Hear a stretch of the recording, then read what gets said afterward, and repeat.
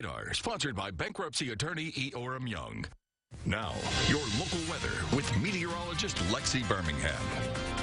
The time is now 6:15 on this Wednesday morning, and we're taking a look at our live storm tracker Doppler radar, brought to you by E. Orem Young. Only at this time showing one active severe thunderstorm warning, and that does include the city of Natchitoches and portions of Interstate 49. So you may want to hold off on travel plans along that interstate at least until the storm passes.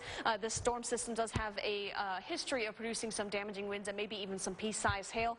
As for the rest of our viewing area, it looks like the threat has kind of diminished just a little bit, but we're not completely out of the woods just yet. In fact, most of our active warnings for this morning have been in this marginal risk, but we're keeping an eye on our folks in our southern parishes under that slight risk for severe weather. We're waiting to see what this warm front just to the south of our area is going to do. Is it going to bring enough instability into our area where we'll continue to see some active weather throughout the rest of the day? Now, as we take a look at our tornado watches, and again, it looks like a few of us have been lifted, so that is a very, very good sign. Just Catahoula and Concordia remain under that, and that will continue until 10 a.m. unless they decide to go ahead and lift it.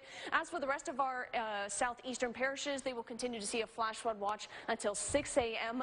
tomorrow morning, where those areas could see anywhere from an extra 1 to even 2 inches of rainfall. So we'll continue to see widespread activity throughout the rest of the morning, especially for our folks off towards our eastern and river parishes. We might get a little bit of a break heading into the afternoon. This is later this afternoon around 3 o'clock before one last push moves in sometime around 8 o'clock this evening. Afterwards, the threat for thunderstorms will slowly begin to diminish, and it's just going to be a few lingering showers as we head into the early morning hours on Thursday. Afterwards, drier conditions will start to filter in. Cloud cover will begin to break down, and the sun will return. We're also expecting a very weak front to move in heading into Thursday, and that's going to keep our temperatures nice and cool at night in the 40s. As far as rainfall totals over the next 24 to 48 hours, we could see anywhere from ½ an inch up towards southern Arkansas, where some of us in northeast Louisiana could see anywhere from an inch to maybe an inch and a half, or possibly getting close to 2 inches of rainfall. And again, these are just projected rainfall totals. These are not going to be exact. So again, just make sure you are staying weather aware for the rest of the morning and even the early parts of the afternoon.